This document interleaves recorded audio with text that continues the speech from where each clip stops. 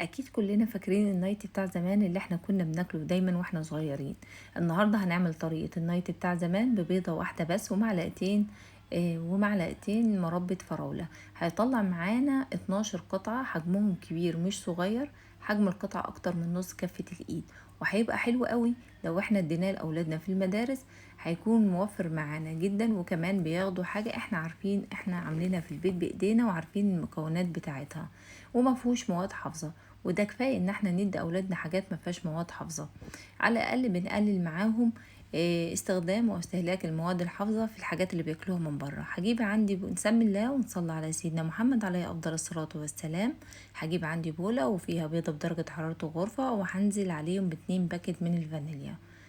وبعد كده هكون محضرة عندي 3/4 كوباية سكر هضيفهم عليهم. هجيب عندي المضرب الكهربي، وهبدأ ان انا اضرب فيهم لحد ما اللون بتاعهم بيبقى فاتح. البيض والسكر بيكون اللون بتاعهم يبقى فاتح جدا. اول ما يبقى لونهم يبقى بالمنظر ده بيبقى فاتح، بجيب عندي نص كوباية زيت، زيت ذرة يكون ريحته حلوة، وانزل بيهم شوية شوية مع الخفق المستمر بالمضرب عشان السكر يدوب. وعندي كمان هضيف عليهم كوباية لبن سخنة او دافية، هنزل بيهم شوية شوية لحد ما يتخفق والسكر يدوب تماما تماما تماما.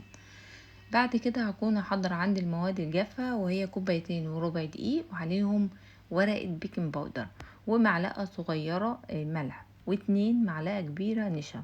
وهقلبهم كويس مع بعض، وهقلبهم كويس جدا مع بعض بحيث ان هو البيكنج باودر يدخل في يختلطوا المقادير مع بعض في الدقيق.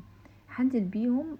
انت طبعا ما تعمليش زي انا نزلت بيهم كلهم عشان انا عارفة الدقيق اللي انا بستخدمه. انت هتنزلي بيهم شوية دي، هتنزليه على مرتين او 3 مرات، وهتقلبي بمضرب يدوي او بمعلقة. ما تضربيش عندك بالمضرب الكهربي نهائي، وهيبقى الخليط بتاعهم بنفس القوام اللي انت حضرتك هتشوفيه دلوقتي. شايفين القوام بتاعهم؟ هو ده القوام المطلوب. هحضر عندي ربع كوباية لبن، وعليهم معلقة كاكاو خام اسباني، وهنزل بيهم على كبشتين من خليط الكيك اللي انا هعمله، وهحطهم في كيس حلواني من الاستخدام الواحد. هجيب عندي صاج كمان مقاسه 30 في 40 مدهون زيت، وعليه تحته ورقة زبدة. لازم تكوني فرشاه ورقة زبدة عشان نعرف نخرج الكيك بعد كده منه. هفرده كويس جدا واديله خبطتين كده على الرخامة. في الوقت ده اللي انا بشتغل فيه، انا جبت عندي خليط الكيك اللي هو بالشوكولاتة، وحطيته في كيس الاستخدام الواحد، وبعمل الخطوط زي ما شايفين كده بالظبط بالطول لحد ما اخلصهم. وبعد كده هرجع عندي اعمل خطوط بالعرض بتتقاطع معاها بنفس الشكل ده. هحضر عندي خلة شيش طاووق، وهسحب معايا رايح جاي زي الزجزاج. الخطوط هتديني الشكل التحفة ده. في الوقت ده انا بكون محضرة الفرن ومشغلاه على درجة حرارة عالية لمدة ربع ساعة عشان ادخل صينية الكيك بتاعي على درجة حرارة عالية. هحطها في الرف اللي في الاوسط، وهدخلها على درجة حرارة 170 درجة او 180 درجة، وهسيبهم لمدة 10 دقايق او 13 دقيقة بالظبط، هتلاقيها استوت.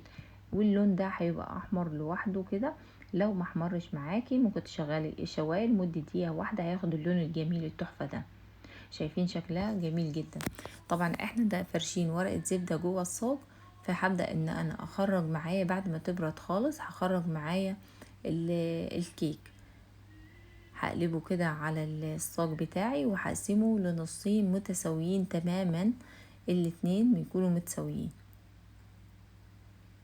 هبدأ ان انا ارجع معايا الكيك تاني زي ما كان بالوضع. انا شلت كده ورقة الزبدة، وهقسمهم نصين.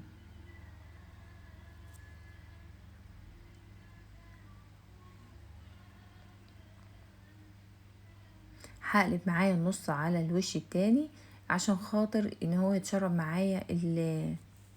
معايا المربى.